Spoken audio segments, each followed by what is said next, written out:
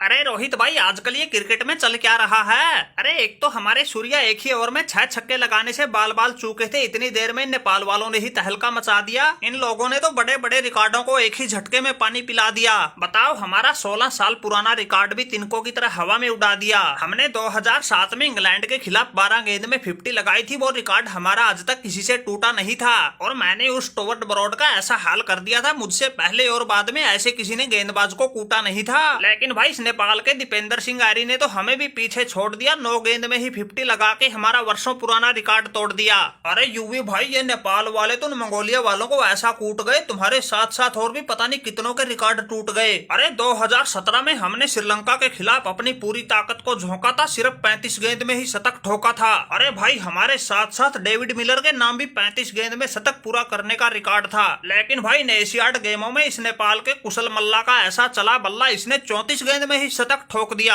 हम जैसों के रिकॉर्ड को चुटकियों में उड़ा दिया। T20 मैच में ही स्कोर को 314 तक पहुंचा दिया और हरा के उस मंगोलिया को 273 रन से सबसे बड़ी जीत का रिकॉर्ड भी बना दिया। अरे दीपेंद्र भाई, ऐसा क्या खाकर आए थे? तुमने सिर्फ 10 गेंद खेली, 52 रन बनाए, चौका एक भी नहीं, छक्के 8 लगाए। अरे रोहित शर्मा भाई, पहले तो तुम्हारा बहुत बहुत धन्यवाद, तुमने हम जैसों की आवाज उठाई, वरना हमें तो यार छोटी टीम बता के सब इग्नोर कर रहे थे। अरे तुम लोगों ने तो हमारा हर मौके पर खूब हौसला बढ़ाया है, ये तो उसी का नतीजा था। हमारे बल्लों से ऐसा खेल आया है। हम नेपाल वालों में फुर्ती और जोश की तो कोई कमी है ही नहीं। इसका जलवा हम एशिया कप में भी दिखा देते, पर वहाँ भाई एक तो हमने इंटरनेशनल क्रिकेट में डेब्यू किया था, ऊपर से इंडिया पाकिस्तान जैसी तगड़ी टीमों के बीच रगड़े गए, इसलिए तहलका नहीं मचा पाए। अगर हमारा 1-2 मैच किसी बांग्लादेश अफगानिस्तान जैसी टीम के साथ हो जाता, नेपाल की साफत का नाम है, फिर तो बच्चा बच्चा जान जाता।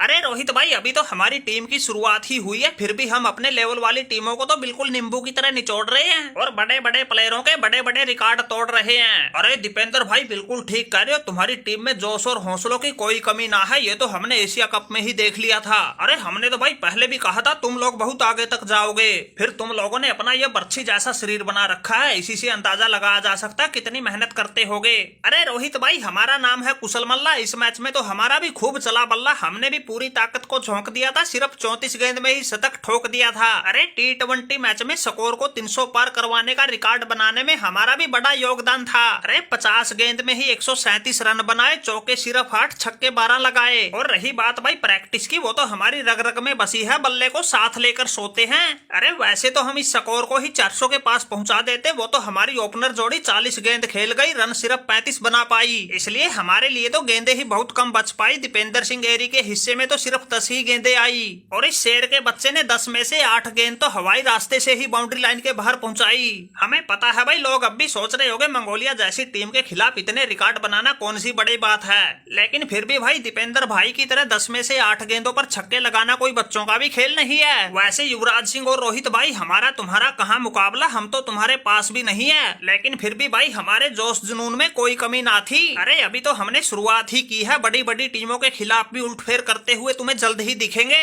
अरे भाई कुशल मल्ला, तुम्हारे सामने हर गेंदबाज हो गया था नल्ला और माना कि तुम्हारा मंगोलिया के खिलाफ चला है बल्ला, लेकिन भाई एशियाड गेमों में क्रिकेट को ICC से मान्यता है, इसलिए हमारे रिकॉर्ड तो पानी पी ही गए। अरे भाई, अब T20 में सबसे बड़ी जीत, सबसे बड़ा स्कोर, सबसे तेज शतक, सबसे तेज अर्धशतक की बात होगी, तुम्हारे ही नाम सामने आएंगे। अरे इनके साथ साथ T20 की एक पारी में सबसे ज्यादा 26 छक्के लगाने का रिकॉर्ड भी तुम नेपाल वालों ने अपने नाम ही कर लिया।